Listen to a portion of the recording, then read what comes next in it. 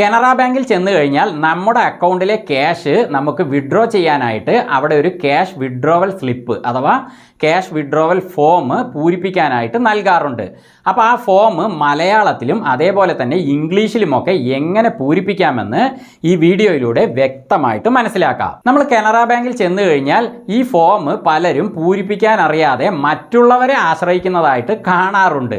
അപ്പോൾ നിങ്ങളുടെ വേണ്ടപ്പെട്ടവർക്കും സുഹൃത്തുക്കൾക്കുമൊക്കെ ഈ വീഡിയോ പ്രയോജനപ്പെടണമെന്നുണ്ടെങ്കിൽ ഇവിടെ കാണുന്ന പോലത്തെ ഒരു ഷെയർ ബട്ടൺ ഈ വീഡിയോയ്ക്ക് താഴെയായിട്ടുണ്ട്.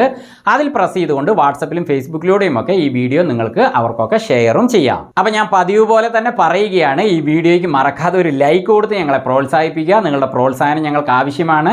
അതേപോലെ ഈ ചാനൽ സബ്സ്ക്രൈബ് ചെയ്തിട്ടില്ലാത്തവരുണ്ടെങ്കിൽ വീഡിയോയ്ക്ക് താഴെയുള്ള ആ സബ്സ്ക്രൈബിൽ പ്രസ് ചെയ്യുക. അടുത്ത് വരുന്ന ബെല്ലൈക്കണും പ്രസ് ചെയ്ത് എനേബിൾ ചെയ്താൽ ഞങ്ങളുടെ വീഡിയോകളൊക്കെ യൂട്യൂബിൽ വളരെ പെട്ടെന്ന് നിങ്ങൾക്ക് ലഭിക്കുന്നതാണ്. എങ്കിലും ഓക്കെ, കാനറ ബാങ്കിൻ്റെ ക്യാഷ് വിഡ്രോവൽ സ്ലിപ്പ് എങ്ങനെ പൂരിപ്പിക്കാമെന്ന് നോക്കാം. അപ്പോൾ ഇതാണ് കാനറ ബാങ്കിൻ്റെ ക്യാഷ് വിഡ്രോവൽ ഫോം.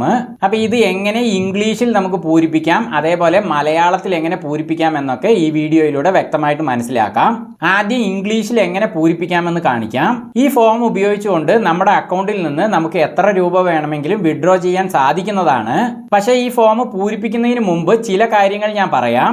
അതിൽ ഒന്നാമത്തെ കാര്യം, നമ്മുടെ അക്കൗണ്ടിലെ ക്യാഷ് ഈ ഫോം പൂരിപ്പിച്ചുകൊണ്ട് വിഡ്രോ ചെയ്യണമെങ്കിൽ നമ്മൾ തന്നെ നേരിട്ട് ബാങ്കിൽ ഹാജരാകേണ്ടതാണ്. അങ്ങനെ ഇത് പൂരിപ്പിച്ച് അവിടെ കൊടുക്കുന്ന സമയത്ത് നമ്മുടെ അക്കൗണ്ടുമായി ബന്ധപ്പെട്ട നമ്മുടെ കാനറ ബാങ്കിന്റെ പാസ്ബുക്കും നമ്മൾ അവിടെ സമർപ്പിക്കേണ്ടതാണ്. അപ്പോൾ ഈ രീതിയിൽ നമ്മൾ വിഡ്രോ ചെയ്യാനായിട്ട് ബാങ്കിൽ പോകുമ്പോൾ നമ്മുടെ പാസ്ബുക്ക് കൂടി കയ്യിൽ കരുതണം. അതായത് ഈ ഫോം മറ്റാരെങ്കിലും ബാങ്കിൽ പോയി മേടിച്ചിട്ട് നമ്മുടെ കയ്യിൽ കൊണ്ടുവന്ന് തന്നിട്ട് നമ്മൾ ഈ ഫോം പൂരിപ്പിച്ച് സൈനൊക്കെ ചെയ്ത് അയാളുടെ കയ്യിൽ കൊടുത്തു വിട്ടിട്ട് അയാൾക്ക് നമ്മുടെ അക്കൗണ്ടിലെ ക്യാഷ് വിഡ്രോ ചെയ്യാൻ ഈ രീതിയിൽ സാധിക്കില്ല.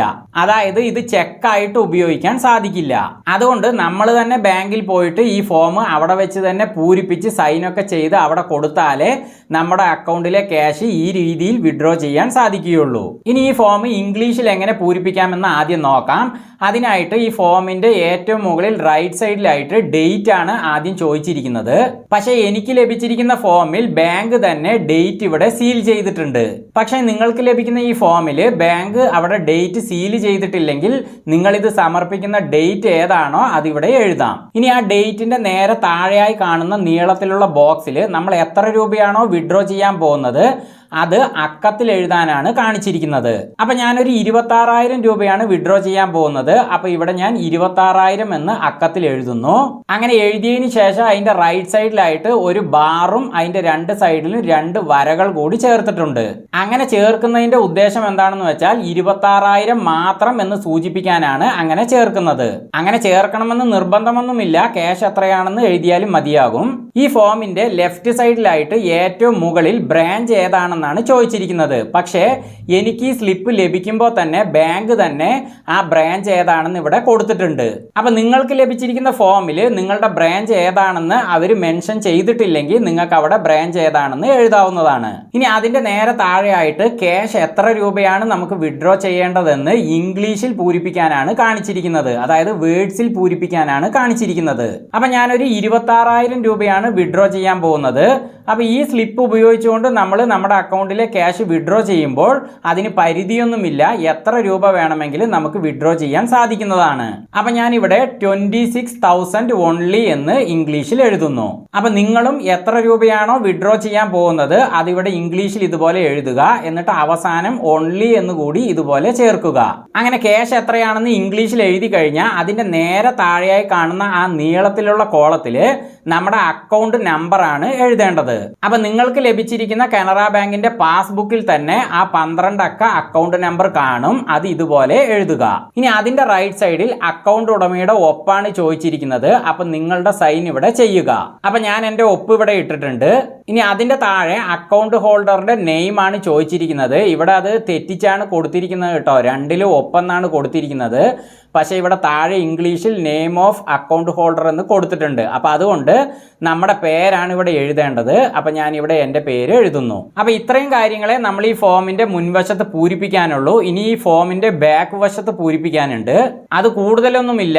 ഇതിൻ്റെ ബാക്ക് വശത്ത് ഞാനിതിവിടെ എഴുതിയിരിക്കുന്ന പോലെ നിങ്ങളുടെ പേര് ആദ്യം എഴുതുക. അപ്പം ഞാൻ ഇവിടെ മാർട്ടിൻ പി എന്ന് എഴുതിയിട്ട് അടുത്തതായിട്ട് എൻ്റെ ഒപ്പും ഇട്ടിട്ടുണ്ട്. അതിനുശേഷം അതിൻ്റെ തൊട്ടടുത്തതായിട്ട് നമ്മുടെ ഫോൺ നമ്പറും ഇവിടെ എഴുതേണ്ടതാണ്. അപ്പം നിങ്ങളുടെ പേര്, ഒപ്പ്, അതുപോലെ നിങ്ങളുടെ ഫോൺ നമ്പർ തുടങ്ങിയ കാര്യങ്ങൾ ഇതുപോലെ പൂരിപ്പിക്കുക. അപ്പോൾ ഇത്രയേ ഉള്ളൂ. ഇനി നിങ്ങൾ ഈ ഫോം അവിടെ ക്യാഷ് കൗണ്ടറിൽ കൊടുത്തിട്ട് ആ ക്യാഷ് നിങ്ങൾക്ക് വിഡ്രോ ചെയ്യാൻ സാധിക്കുന്നതാണ്. ഇനി അടുത്തതായിട്ട് ഈ ഫോം എങ്ങനെ മലയാളത്തിൽ പൂരിപ്പിക്കാമെന്ന് വേഗത്തിൽ കാണിക്കാം. അപ്പോൾ ഈ സ്ലിപ്പിൻ്റെ മുൻവശത്ത് നമ്മൾ മലയാളത്തിൽ പൂരിപ്പിക്കുമ്പോൾ 3 കാര്യങ്ങളെ മലയാളത്തിൽ എഴുതാനുള്ളൂ. ഒന്ന്, ഏറ്റവും മുകളിൽ വരുന്ന ബ്രാഞ്ച് ആണ്. അവിടെ തന്നെ ബ്രാഞ്ച് അവർ സീൽ ചെയ്തിട്ടുണ്ടെങ്കിൽ അവിടെ നമ്മൾ എഴുതേണ്ടതില്ല. മറ്റൊന്ന്, ക്യാഷ് വേർഡ്സിൽ എഴുതിയല്ലോ 26,000 ഓൺലി എന്ന്, അത് ഞാൻ ഇവിടെ 26,000 മാത്രം എന്ന് മലയാളത്തിൽ എഴുതണം. അപ്പം നിങ്ങളും ക്യാഷ് എത്രയാണെന്ന് മലയാളത്തിൽ എഴുതിയിട്ട് മാത്രം എന്നുകൂടി അതിനോടൊപ്പം ചേർക്കുക. ഇനി അടുത്തത്, സൈൻ ചെയ്യുന്നതിൻ്റെ താഴെയായിട്ട് നമ്മൾ പേര് എഴുതിയല്ലോ, അതും മലയാളത്തിൽ എഴുതുക. അപ്പം ഞാനിവിടെ മാർട്ടിൻ പി എന്ന് മലയാളത്തിൽ എഴുതി.